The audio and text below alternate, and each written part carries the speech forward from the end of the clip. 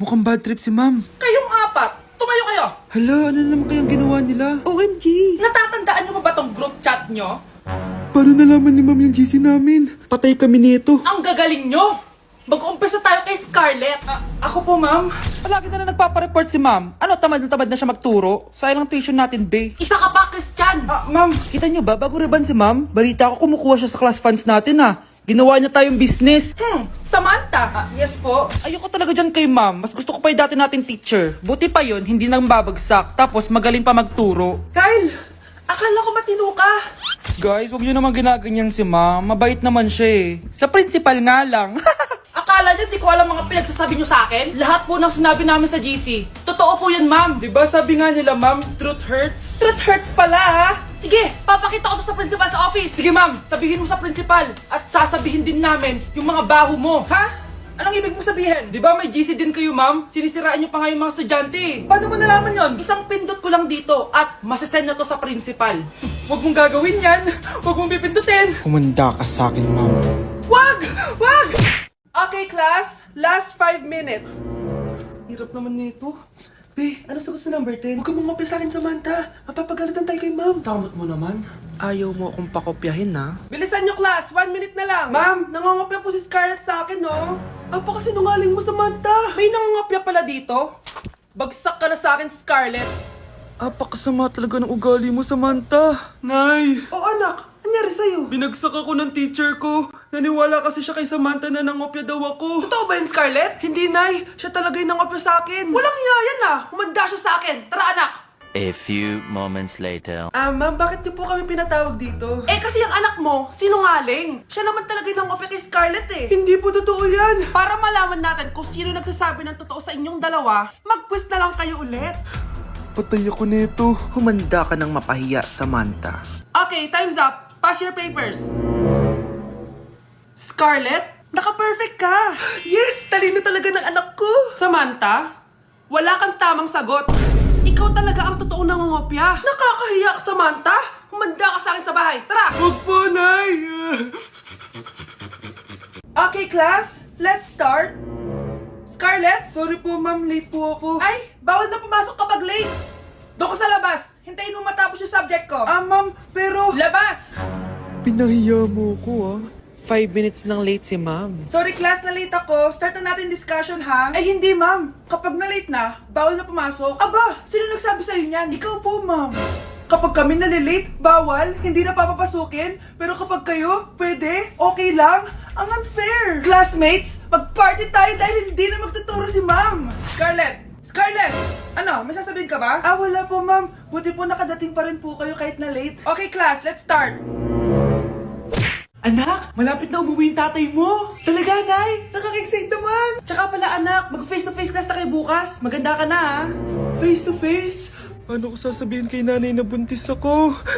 A few moments later. Kain ka lang, anak, ha? Sige po, Nay.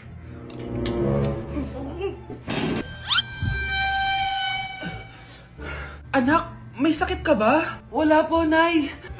Buntis ka? Opo, Nay. Kaya di po ako pwede mag face to face.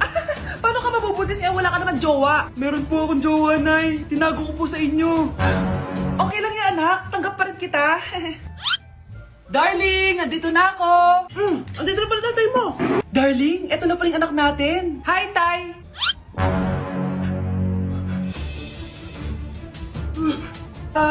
May problema ba?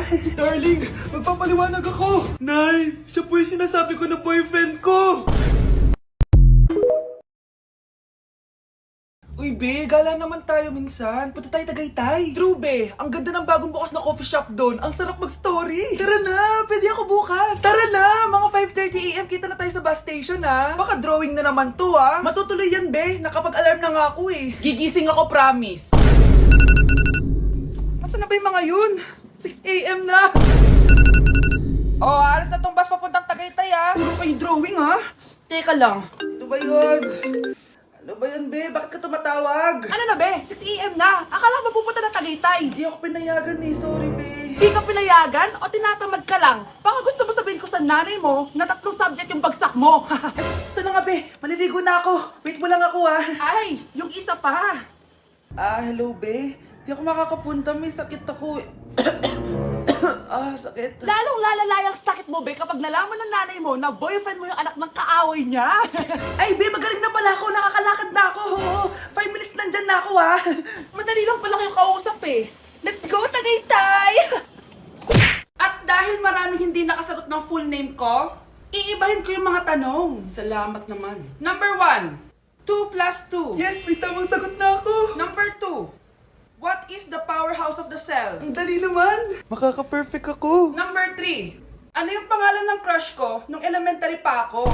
Ano na naman yan? Kung nakikinig talaga kayo, alam nyo kung sino yung crush ko. Aba ma'am, akala ko ibahin mo yung mga tanong. Bakit may mga ganyang tanong na naman? Malamang, para makasigurado ako na nakikinig talaga kayo. Wala namang may paki kung sino naging crush mo na elementary ka, ma'am. Wala namang may alam yan eh. Ma'am, alam ko po kasi sino yung crush nyo. Nakikinig po ako sa kwento mo.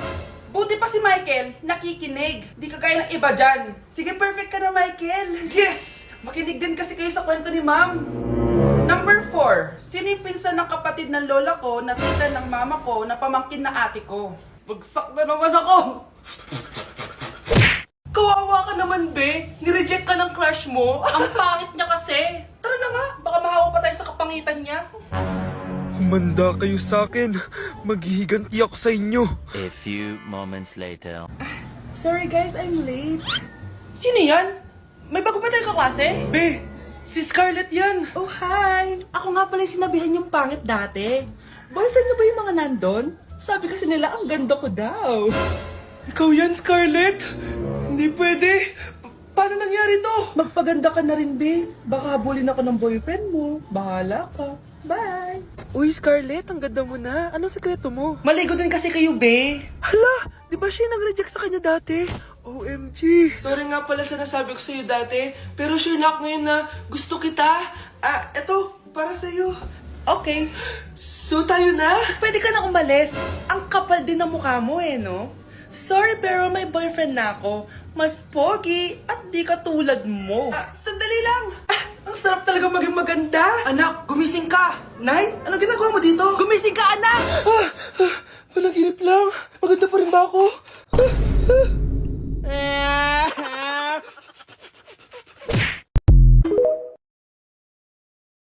Nay, gusto ka daw makilala ng jowa ko.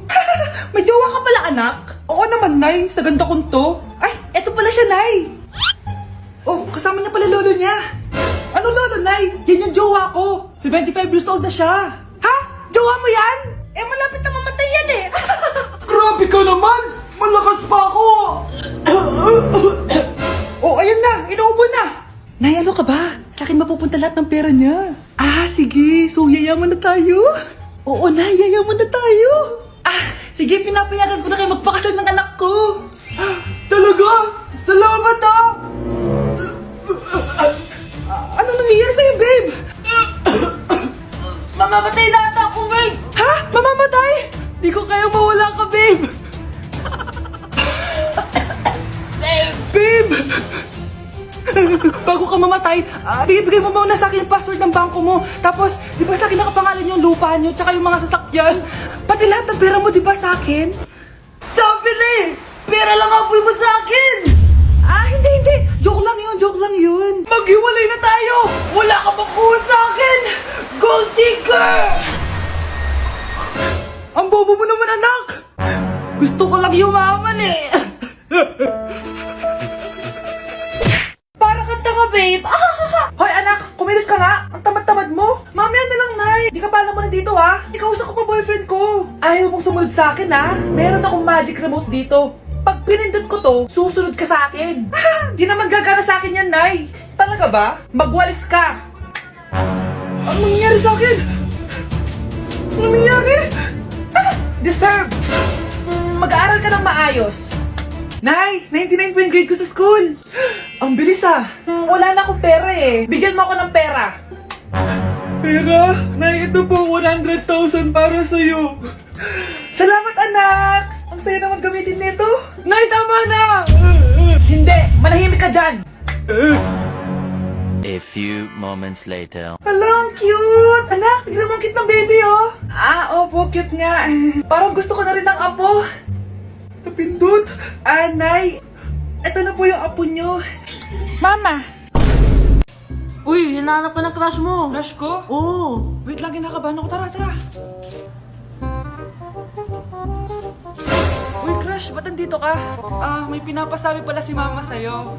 Talaga? Anong pinapasabi niya? Pumunta ka daw sa amin minsan, ipagluluto ka niya. Lo, sige, sige. Sweet naman ni tita. Tita ka dyan. Magiging mama mo rin yun eh. Nasaan na ba yung mga anak ko? Mga anak! Gising na kayo!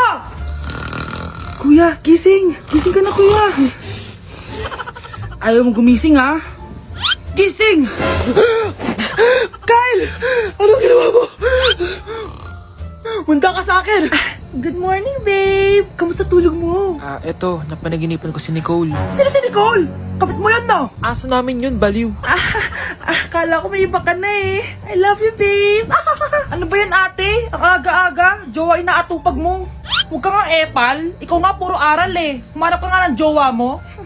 Kesa naman sa'yo, puro lande. Kaya puro kabagsak. Ang tagal bumaba ng mga ina. Sabing bumaba na kayo eh. Sabing bumaba na kayo. Manda kayo sa akin. Sabing bumaba na para kumain eh. Ilalak ko tong pinto. Huwag na kayong bababa. Lagot kayo. Yan, ang babagal nyo kasi. Kakausapin ko na lang yung baby ko. Ba't di pa kasi kayo bumaba? Gutom na ako. Bahala kayo dyan. Ang iingay nyo. Ay, nakaka-stress. Nagtitiktok